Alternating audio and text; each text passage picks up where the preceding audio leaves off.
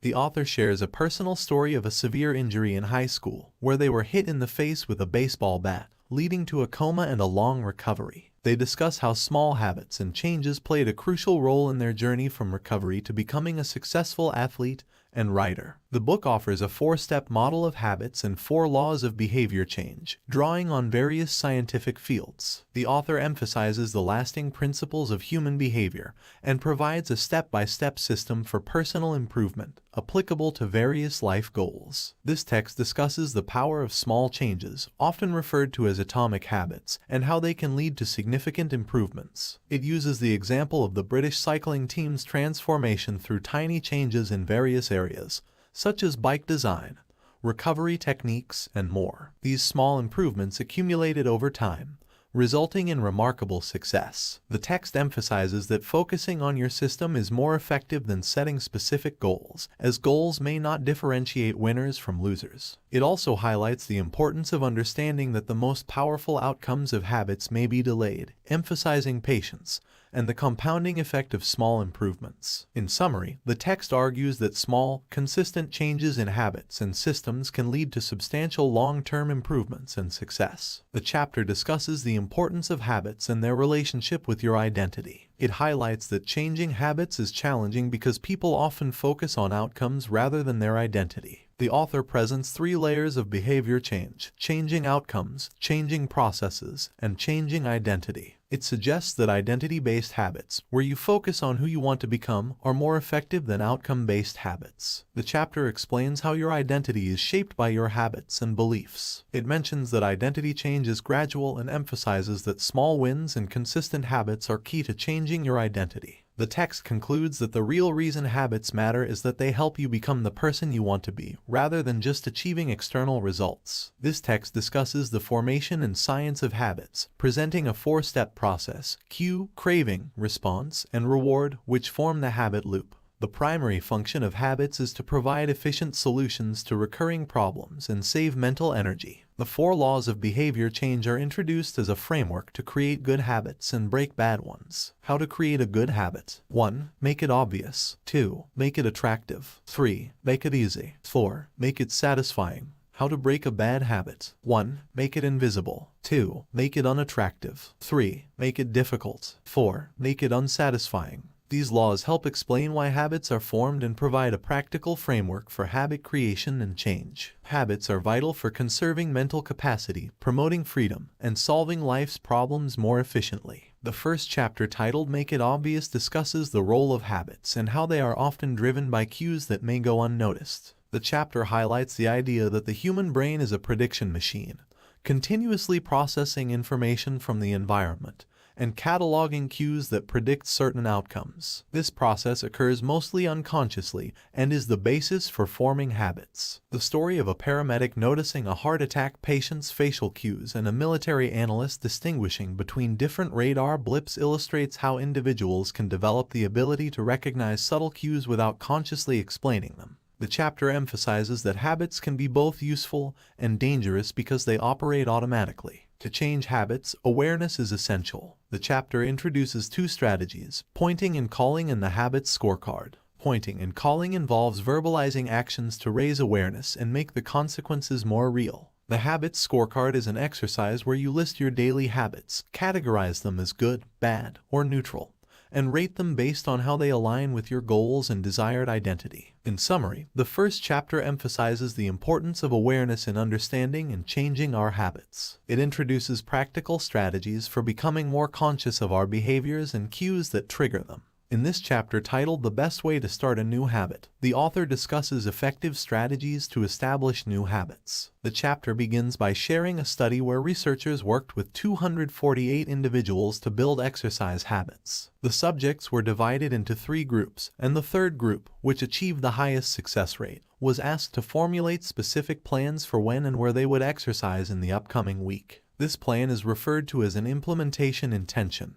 helping individuals establish a particular habit by deciding when and where they will act. The chapter emphasizes the importance of clarity and concrete plans in building new habits. It introduces the concept of habit stacking, a strategy where you link a new habit to an existing habit. This approach enables you to create a chain of connected behaviors that flow seamlessly from one to the next, leveraging the natural momentum of one habit leading to the next. The key to habit stacking is to choose the right cue, ensuring it aligns with the frequency and specificity of your desired habit. The chapter also highlights that vague goals like read more or eat better lack clear cues for action, and it encourages specificity when creating your habit stack to make your new habit more obvious. In summary, the chapter focuses on the first law of behavior change: make it obvious. It provides practical strategies, including implementation intentions and habit stacking, to create clear cues for new habits and help individuals build effective routines. The article discusses the importance of environment in shaping human behavior, and how small changes in our surroundings can lead to significant shifts in our habits. The story begins with a study conducted in a hospital cafeteria, where the arrangement of drinks and food items was altered to encourage healthier choices. It is observed that people often choose products based on their location or the cues in their surroundings. The article emphasizes the role of environment as the invisible hand that shapes behavior, highlighting that our habits are context-dependent. The environment can act as a powerful cue for initiating habits and influencing decision-making. For example, items at eye level in a store are more likely to be purchased, and the availability and visibility of products impact our choices. The key idea presented is that you can design your environment to facilitate positive habits. Making cues for desired behaviors more obvious can help in building and maintaining these habits. Examples include placing medication next to the bathroom faucet to remember taking it, or keeping a guitar stand in the living room to practice playing the guitar more frequently. The article also discusses the power of context in shaping habits. Habits become associated with specific contexts, and changing the environment or creating new contexts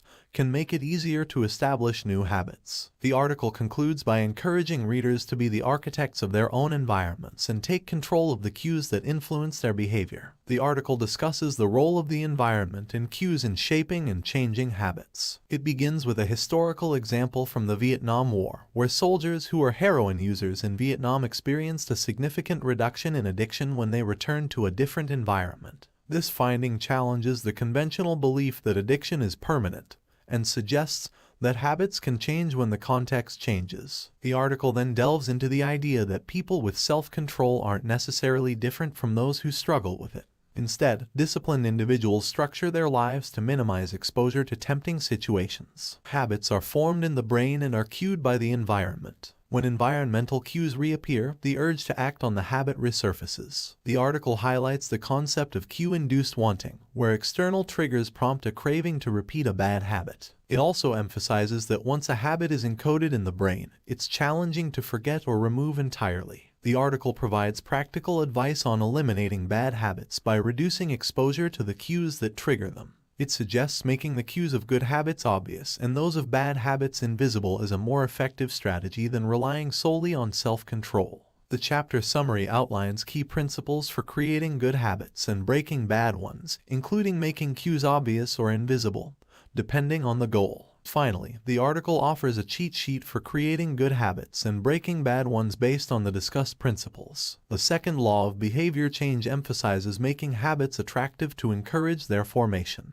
The concept of supernormal stimuli, which are exaggerated versions of reality that elicit strong responses, is introduced. It is explained that humans, like animals, respond to such stimuli, and the food industry leverages this to make food more enticing. The role of dopamine in habits is discussed. Dopamine is a neurotransmitter that plays a crucial role in motivation and reward-seeking behavior. It's highlighted that the anticipation of a reward, not just the reward itself, motivates action. The more we anticipate a reward, the more dopamine is released. Temptation bundling is introduced as a strategy to make habits more attractive. This involves pairing a habit you need to do with a habit you want to do, making the needed habit more enticing. Examples and practical applications of temptation bundling are provided. The chapter concludes by summarizing key points related to the second law of behavior change, highlighting the importance of making habits attractive, the role of dopamine, and the use of temptation bundling to make habits more appealing. In 1965, Hungarian man Laszlo Polgar believed in hard work and rejected the idea of innate talent.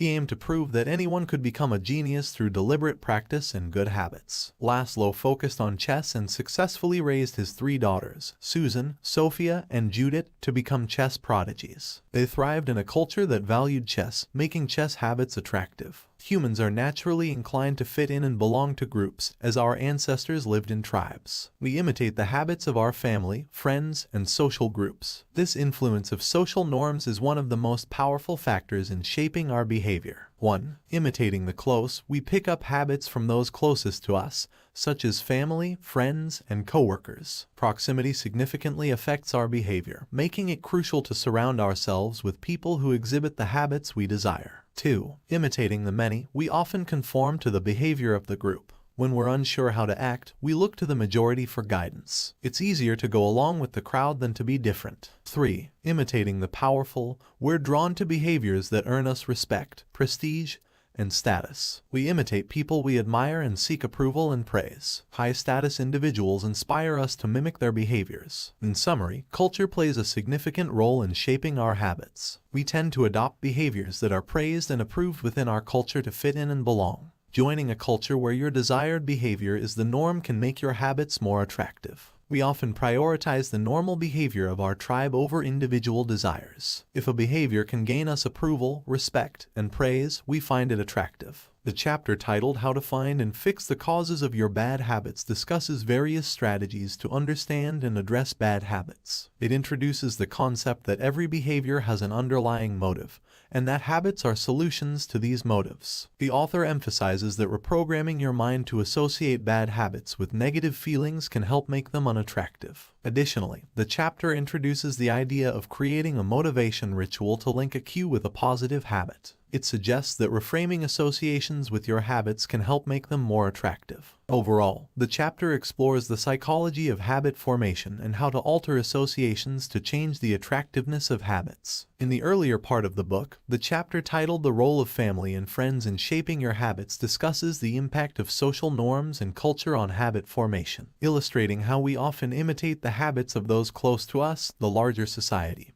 and those in positions of power. It emphasizes the role of social influences in making habits attractive and provides insights into how to leverage these influences to build better habits. The third law of behavior changes make it easy. This law is discussed through the story of a photography class, where students were divided into 2 groups, a quantity group and a quality group. The quantity group produced a higher quality of work by being in action, taking photos, experimenting, and learning from their mistakes. The quality group, on the other hand, focused on perfection and produced little in the end. The chapter emphasizes the difference between being in motion and taking action. It points out that action is what delivers outcomes, and often, motion is used to avoid the risk of failure. The chapter highlights that to master a habit, the key is repetition, not perfection. Building a new habit requires frequency rather than a specific time frame, and it's about reaching the habit line where the behavior becomes automatic. The law emphasizes that making a habit easy is crucial for habit formation.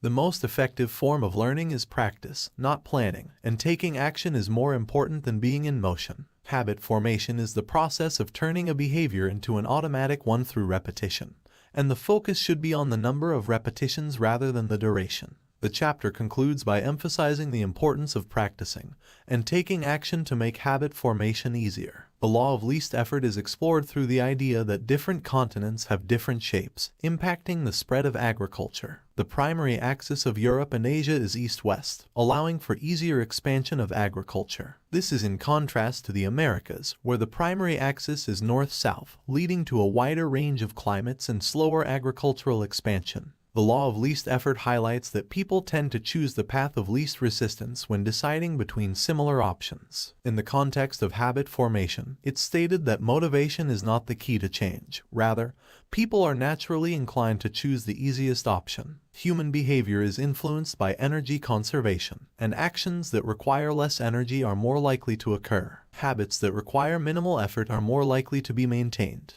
The chapter emphasizes the importance of making good habits convenient and reducing the friction associated with them. It suggests that practicing environment design can help achieve this. Additionally, it's mentioned that successful companies and governments use strategies to reduce friction and simplify tasks, making it easier for people to adopt habits. The law of least effort suggests that to build better habits, you should create an environment where doing the right thing is as easy as possible and reduce the friction associated with good behaviors while increasing the friction of bad behaviors. This involves priming your environment for future use by making good habits the path of least resistance. In summary, the law of least effort underscores the importance of making positive habits easy to adopt and maintain by reducing the effort and friction associated with them, and conversely making it harder to engage in unwanted behaviors. This chapter discusses the importance of habits and how they influence our daily actions. Habits are automatic choices that significantly impact conscious decisions that follow. These habits are like the entry ramp to a highway, setting the direction for our actions. The chapter introduces the concept of decisive moments, which are key choices that shape the options available to our future selves. The 2-minute rule is presented as a strategy to counter the tendency to start too big when trying to establish a new habit. The rule suggests that any habit can be scaled down to a 2-minute version,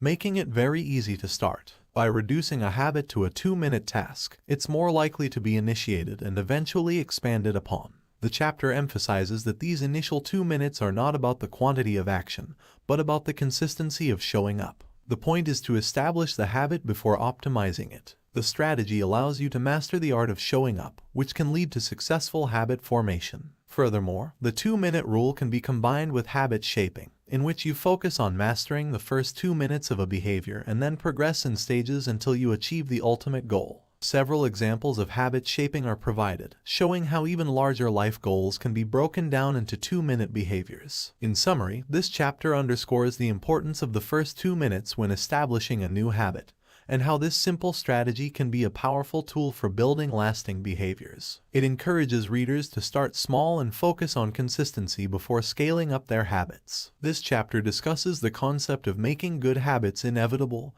and bad habits impossible. It begins with the story of Victor Hugo, who used a commitment device to beat procrastination and complete his novel. A commitment device is a choice made in the present to control future actions, locking in good habits and restricting bad ones. The chapter provides various examples of commitment devices, such as buying food in individual packages to reduce overeating, or leaving wallets at home to avoid spending on fast food. It emphasizes changing tasks to make it more difficult to get out of a good habit than to start it. The idea of automating habits is introduced as a powerful tool for making good habits inevitable. Automation is particularly effective for behaviors that happen too infrequently to become habitual. The chapter presents various examples of one-time actions that can lead to long-term better habits, such as setting up automatic bill pay or getting a good mattress. Technology is highlighted as a valuable tool to automate and eliminate bad habits, as well as to free up time and energy for more productive tasks. However, the chapter also warns against the downside of automation, where easy tasks can lead to distractions and prevent meaningful work. In summary, this chapter provides insights into creating commitment devices, automating habits, and making good habits inevitable while eliminating bad ones. It offers practical strategies to control behavior in the present and secure desired outcomes in the future. The fourth law of behavior change, as discussed in this chapter, is make it satisfying. It emphasizes the importance of immediate rewards and the pleasure derived from a habit in ensuring that it sticks. The chapter begins with a story about how improving the experience of hand washing by providing better soap led to increased consistency in this healthy habit, resulting in improved public health outcomes. It delves into the concept of immediate gratification and the fact that human brains are wired to prioritize immediate rewards over delayed ones. The chapter highlights the idea that positive emotions and immediate satisfaction are essential for habit formation and repetition. The author also introduces the concept of reinforcement, using immediate rewards to increase the rate of a behavior, particularly in habits of avoidance. The chapter suggests that making the ending of a habit satisfying is crucial in sustaining it. It discusses the importance of choosing short-term rewards that align with your long-term goals and identity. In summary, the fourth law of behavior change, make it satisfying, focuses on the role of immediate rewards and pleasures in maintaining and repeating habits,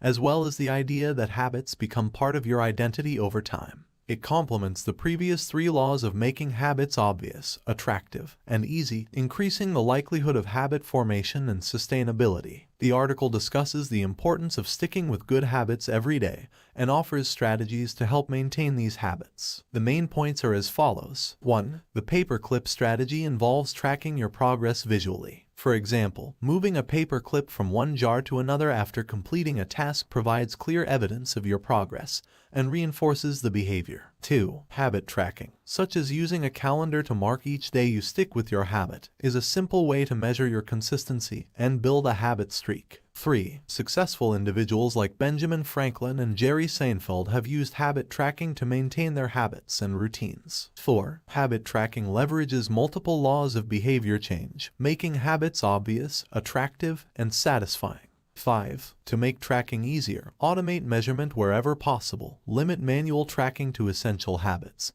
and record measurements immediately after the habit occurs. 6. The principle of never miss twice emphasizes the importance of getting back on track quickly after missing a day of your habit. 7. The article warns against measuring the wrong aspects of a habit, as it can lead to misguided optimization, and highlights the concept of Goodhart's law, which cautions against fixating on measurements to the detriment of the actual purpose of the habit. 8. The article encourages focusing on non-scale victories or alternative measurements to stay motivated and track progress effectively. In summary, habit tracking is a powerful tool to reinforce positive behaviors and make them more satisfying by providing clear evidence of progress. It also emphasizes the importance of getting back on track after a slip-up and choosing the right measurements for your habits. The article discusses the concept of making bad habits unsatisfying and presents various strategies to achieve this. The main points include: 1. Roger Fisher's idea of making a nuclear launch code require the president to kill someone as an example of making a habit immediately unsatisfying. 2. The effectiveness of immediate consequences in teaching and changing behavior. Painful consequences are powerful motivators for behavior change. 3. The importance of matching the strength of punishment to the behavior it seeks to correct. 4. Introducing the concept of a habit contract, a verbal or written agreement in which an individual commits to a habit and outlines consequences for failing to follow through. 5. The example of Brian Harris using a habit contract to lose weight, with accountability partners and escalating consequences. 6. The idea that making bad habits unsatisfying can be achieved through both habit contracts and accountability partners. 7. The psychological impact of others' opinions and social expectations in motivating behavior change. 8. A summary of the laws of behavior change, including the 4 steps of making good habits and the 4 steps of breaking bad habits. The article highlights the importance of making negative consequences immediate and visible to reduce the odds of engaging in bad habits. It provides practical strategies for implementing these principles in daily life. In this chapter of the book Atomic Habits by James Clear, the author explores the concept of maximizing your odds of success by choosing the right field of competition and aligning your habits with your natural abilities and personality. He illustrates this idea with examples of athletes like Michael Phelps and Hicham El Guerrouj, highlighting that their success is based on selecting the right sports that match their genetic advantages. The chapter discusses the role of genes in influencing personality and abilities, emphasizing that your genes may nudge you in a certain direction, but don't determine your destiny. It's important to build habits that work for your personality and make you feel authentic and satisfied. The author also introduces the concept of the explore-exploit trade-off, suggesting that in the beginning, there should be a period of exploration, followed by focusing on the best solutions. A key takeaway is to choose habits and fields of competition that align with your natural skills and interests. If you can't find the right game, you can create one that suits your strengths. Genes do not eliminate the need for hard work, but they can clarify where you should direct your efforts. Ultimately, the chapter encourages readers to work hard on the things that come naturally to them. The chapter discusses the importance of maintaining motivation and how to design habits that keep you engaged and prevent boredom. It uses the Goldilocks rule to explain that humans are most motivated when working on tasks that are just challenging enough, neither too hard nor too easy. It shares examples like Steve Martin's comedy career, emphasizing that gradual progression and variety are key to staying motivated. Boredom is identified as the biggest threat to success, and the chapter highlights the need to fall in love with boredom and remain consistent with your habits, even when motivation wanes. Professionals are contrasted with amateurs in terms of their dedication to sticking with their goals regardless of their mood. The chapter explores the advantages and disadvantages of habits. It emphasizes how habits are crucial for mastering any skill, as they free up mental space for advanced thinking by automating basic actions. However, as habits become automatic, individuals become less sensitive to feedback and may engage in mindless repetition, reinforcing existing habits rather than improving them. It introduces the concept of a career best effort system as a means of avoiding complacency and continuously improving habits. The chapter also highlights the significance of reflection and review in maintaining and refining habits over time, emphasizing the importance of keeping an identity flexible rather than rigid to adapt to changing circumstances effectively. The conclusion of the book emphasizes the power of atomic habits, which are small changes that, when accumulated, can lead to remarkable results. It uses the analogy of a single coin not making a person rich, but multiple coins having that potential. The key insight is that the holy grail of habit change is not a single 1% improvement but 1,000 of them, each forming a fundamental unit of the overall system. The book reiterates that success is not a finite goal but an ongoing process of refinement and improvement. It highlights the 4 laws of behavior change, which help in making good habits more obvious, attractive, easy, and satisfying, while making bad habits invisible, unattractive, hard, and unsatisfying. The key message is that continuous improvement is the secret to lasting results, and even small habits can compound into significant achievements. The power of atomic habits lies in their ability to bring about remarkable results over time.